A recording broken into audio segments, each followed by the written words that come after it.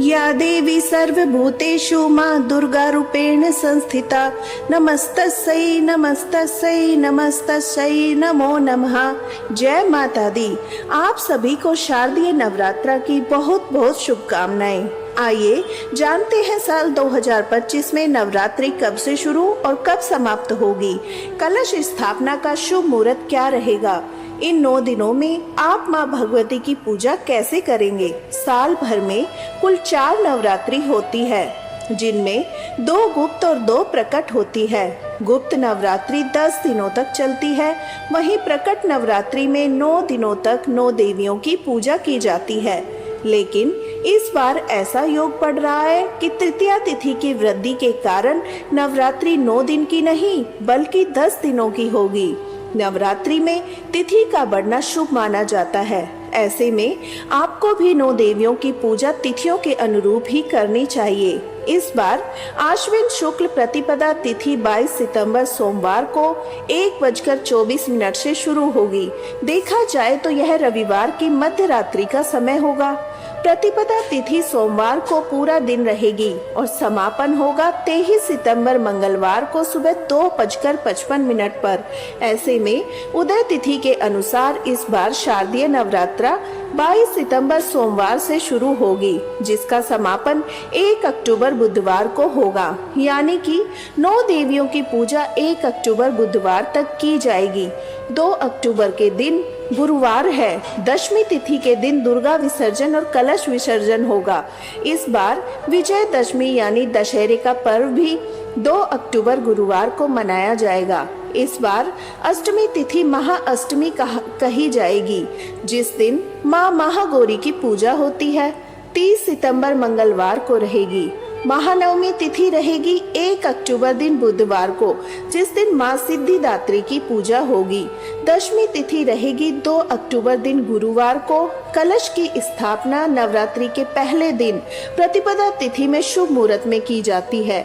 इस दिन कलश की स्थापना करने के 2 शुभ मुहूर्त प्राप्त होते हैं, जिसमें पहला मुहूर्त रहेगा सुबह 6:09 से 8:06 तक।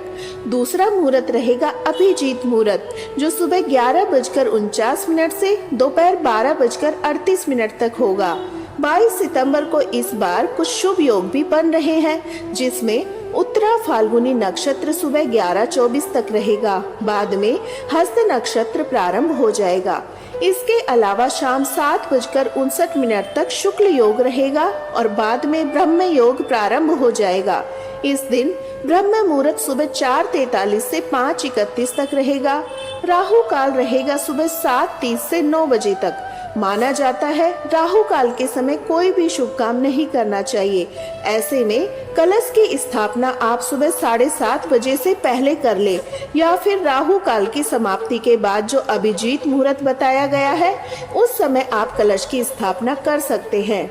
नवरात्रि के पहले दिन प्रातः काल पूजा मुहूर्त रहेगा सुबह 4:58 से 6:09 तक।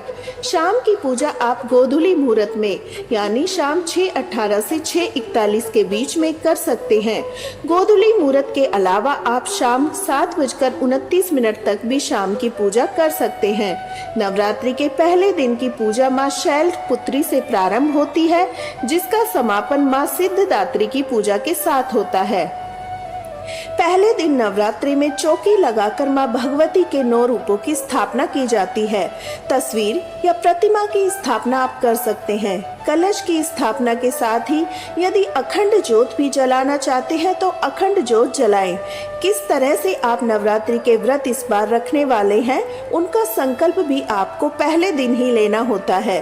फिर विधि विधान से माँ भगवती की प्रतिमा को स्नान कराकर उन्हें स्वच्छ वस्त्र धारण कराकर उनका श्रृंगार कीजिए। धूप दीप दिखाकर मंत्र जाप के साथ पूजा शुरू की जाती है। पहले दिन से माँ दुर्गा सप्तशती का पाठ भी आरंभ किया जाता है। फिर माँ शैलपुत्री की कथा पढ़े। नवरात्रि के 9 दिन की 9 देवियों की अलग अलग कथा आपको अलग अलग दिनों में सुननी चाहिए। मंत्र जाप करें। यदि कोई खास उपाय हो तो वह आप इस दौरान कर सकते हैं। सबसे अंत में कपूर जलाकर आरती उतारें और माँ भगवती को फल मिठाई का भोग लगाएं। हर दिन नियम से सुबह और शाम की पूजा लौंग पान का जोड़ा और सुपारी, इलायची माँ को अवश्य अर्पित करें।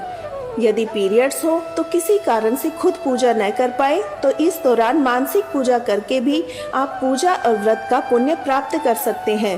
अगर नवरात्रि के दिनों में समय हो तो दोनों समय आपको विधि विधान से मंत्र जाप करके कथा का श्रवण करके पूजा करनी चाहिए। नहीं तो दोनों दिनों में से किसी एक समय भी आप कथा सुन सकते हैं और साधारण विधि से माँ भगवती की पूजा कर सकते हैं। इस बार शारदीय नवरात्रि में तृतीया तिथि की वृद्धि हुई है, जिस कारण से हो सकता है भक्तों को पूजा में कुछ असमंजस हो जाए, कोई भ्रम की स्थिति बन जाए। तो मैं आपको बता दूं, 22 सितंबर को मां शैलपुत्री की पूजा की जाएगी, 23 सितंबर को मां ब्रह्मचारिणी की, 24 सितंबर को तृतीया तिथि के अनुसार मां चंद्रघंटा की पूजा होगी और 25 सितंबर को तृतीया तिथि रहने वाली है। तो 25 सितंबर को भी आप मां चंद्रघंटा की ही पूजा करें।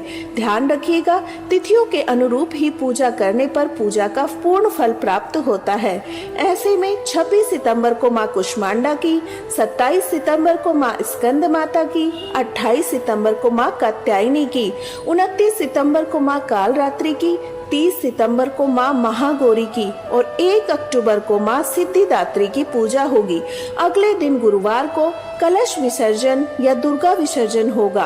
अब ऐसे में कुछ लोग ऐसे भी होंगे जिन्हें जानकारी नहीं होगी या जिन्होंने वीडियो को ध्यान से नहीं देखा होगा या जो पंचांग में इतना विश्वास नहीं रखते होंगे, जो हर बार की तरह शुरू दिन से लेकर 9 दिन तक लगातार इस बार भी देवियों की पूजा करने वाले हैं। तो आपको एक बात और बता दें, आप इस जानकारी को ज्यादा से ज्यादा लोगों तक शेयर करें ताकि सभी लोग इस बार तिथियों के अनुरूप ही मां भगवती के 9 रूपों की पूजा कर पाएं। जानकारी यदि पसंद आई हो तो प्लीज वीडियो को लाइक करें, कमेंट बॉक्स में जय माता दी लिखना नहीं भूलिएगा। आप नवरात्रि की 9 देवियों की कथा भी हमारे चैनल पर सुन सकते हैं।